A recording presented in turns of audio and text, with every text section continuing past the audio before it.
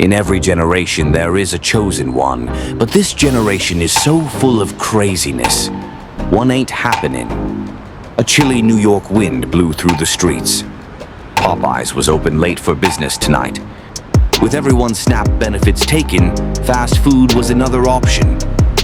Over a tray of Popeyes #1 Deluxe, Kara sat across from Percy, plotting on how to stop Laurie Strode. He seemed okay, but she couldn't be too sure. Her Slayer senses were definitely on overload. The hairs stood on end. Or maybe it was the static electricity floating between them. He leaned back and did his best to comfort her. "I'm an ally," he assured. She was still reluctant, but explained everything she could without saying much. He seemed to fill in all the blanks, though, as if privy to this supernatural mess. "Eat up," he insisted. "You're gonna need all your strength."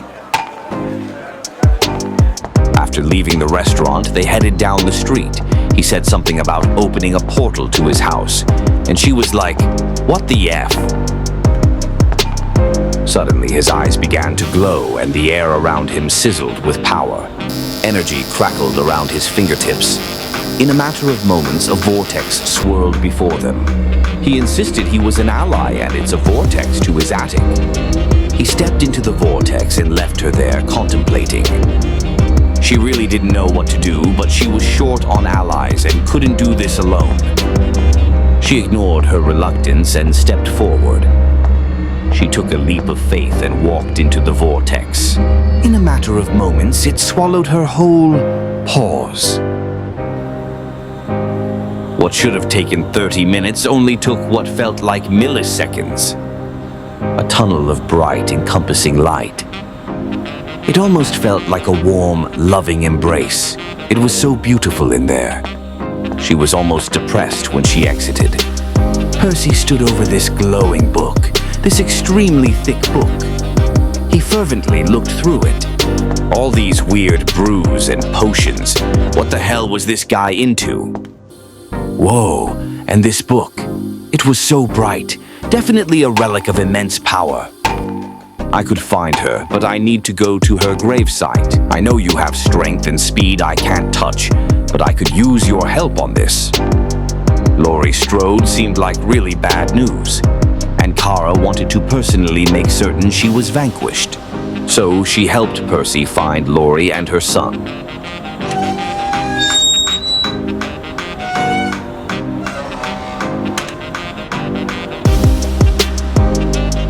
Percy knelt down next to Laurie's gravestone and touched it.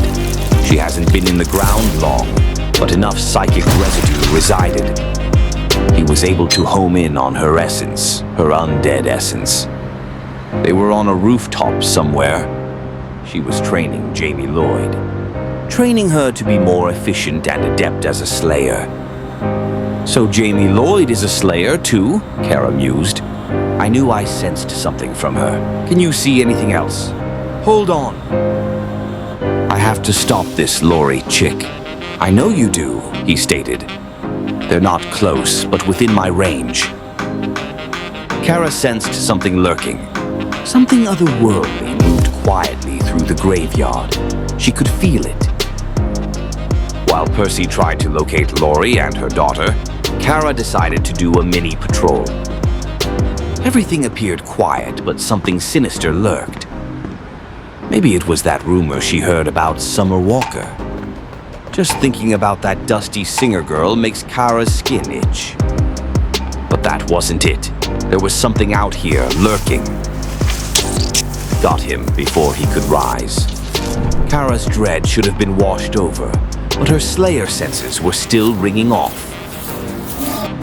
She immediately unleashed a flurry of attacks on her opponent. Kara couldn't let this thing leave the graveyard. She jammed a stake into its heart. Kara sensed more unholy energy, but she had to get back to Percy. She hoped he was able to track down Laurie. Percy was able to find her. She was somewhere in Queens, hanging out on a rooftop. He opened up a portal.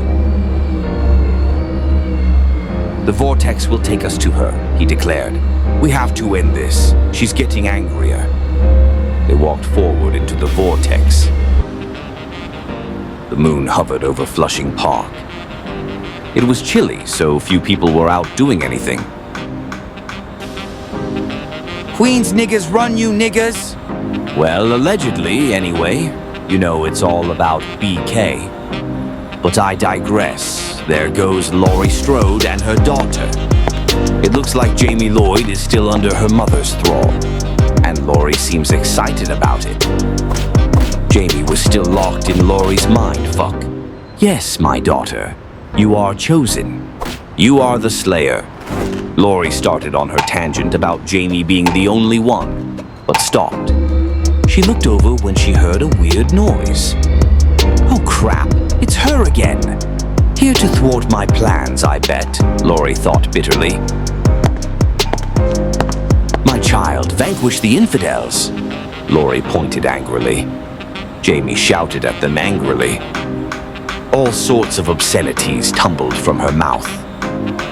The things she was going to do to them. Percy immediately knew she was under mind control. He could feel it. He vowed to free her from her prison. Laurie Strode wasn't having it, though. "You will not take her from me. She's mine." Kara had to do something. She couldn't just stand there. He unleashed a torrent of energy. Kara didn't want to fight Jamie Lloyd, but she had to buy time for Percy to work his magic. He claimed he could sense the electrical patterns in her brain, and it was altered. Jamie Lloyd wasn't seeing what everyone else was seeing. She was locked in battle with a Cult of Thorn member. Meanwhile, Percy kept Laurie Strode back with a few lightning blasts. "What you're doing is wrong. Very wrong, and I'm going to right it. Let the object of objection become but a dream as I cause the scene to be unseen." Jamie Lloyd immediately felt the effects of the incantation. "I undid your mind warp. She will return to herself shortly. I'm sorry about what happened to you. From your psychotic brother, the paramedic you killed, the sister you never knew. I'm sorry for your plight, but what you're doing is very wrong." "Don't talk to me about wrong. You think what you're doing is right?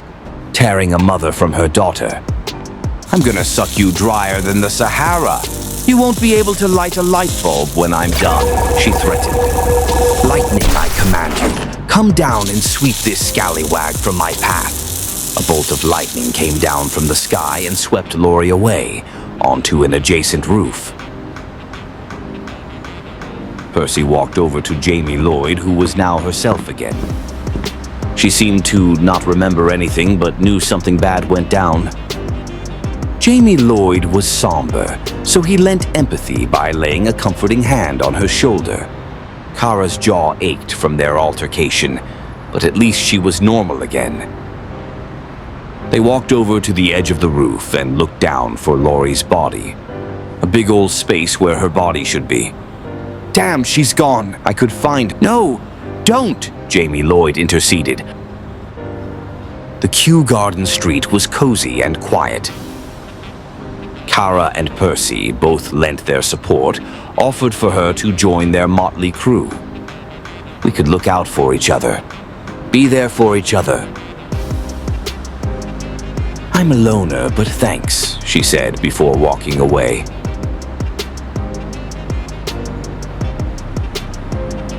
Jamie Lloyd walked off into the night, never to be seen or heard from again.